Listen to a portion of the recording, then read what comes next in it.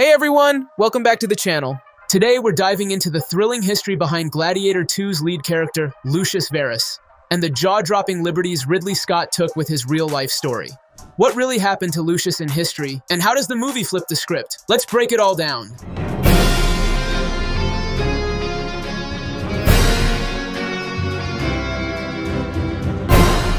Alright, let's talk about Lucius Verus, the central character in Gladiator II, played by Paul Mescal.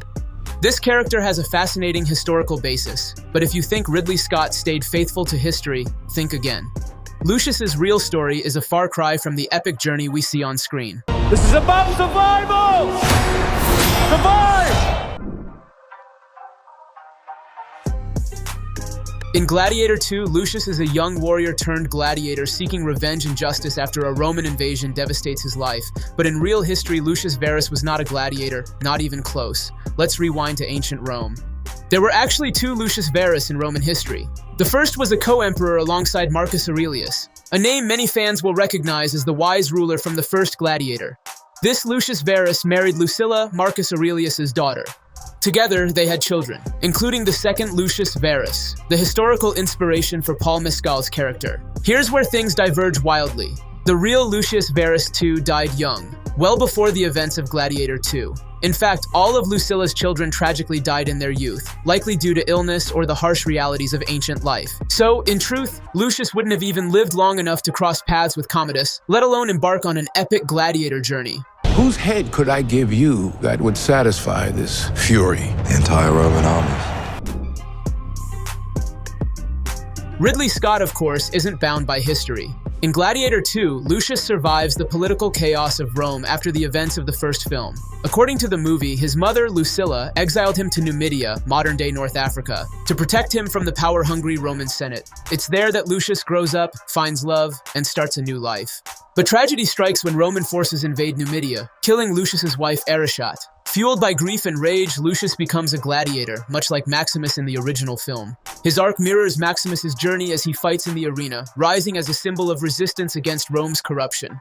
In a dramatic twist, Gladiator II positions Lucius not just as a warrior, but as a potential leader, someone who could reshape the Roman Empire itself. Rome has so many subjects, she must feed them. They can eat war! The movie takes massive creative liberties, starting with Lucius's survival. Beyond that, it changes his lineage. Gladiator II hints that Lucius is actually the biological son of Maximus, not Lucius Verus first. This retcon ties Lucius more closely to Maximus's legacy, adding an emotional depth to his quest for revenge. Take your father's strength. His name was Maximus, and I see him in you.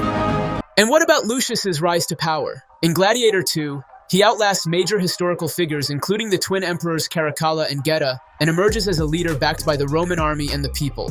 This sets the stage for a new kind of Rome, one inspired by Marcus Aurelius's vision of a republic, free from the grip of corrupt senators and power-hungry politicians. Ridley Scott has already hinted at ideas for Gladiator III, and Lucius's story could go in some exciting directions. By the end of Gladiator II, Lucius is positioned as a potential savior of Rome. But can he hold on to power in a city rife with betrayal and political intrigue? If Gladiator III happens, we might see Lucius grappling with the immense challenge of rebuilding Rome in Marcus Aurelius's image.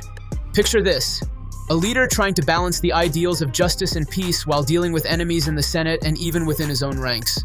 It's a recipe for high-stakes drama, and we're all here for it. Strength and honor! Let's be real. Sticking to history wouldn't make for nearly as compelling a movie.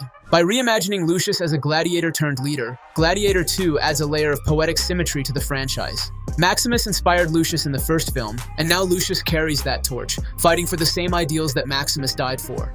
But don't think the filmmakers took these changes lightly. Showrunner Josh Hurwitz explained that they wanted to respect Oops, wrong universe. Seriously though, the team behind Gladiator II was careful to expand Lucius's story without tarnishing the legacy of the first film. It's about honoring the spirit of the franchise while taking it in bold new directions. So what do you think?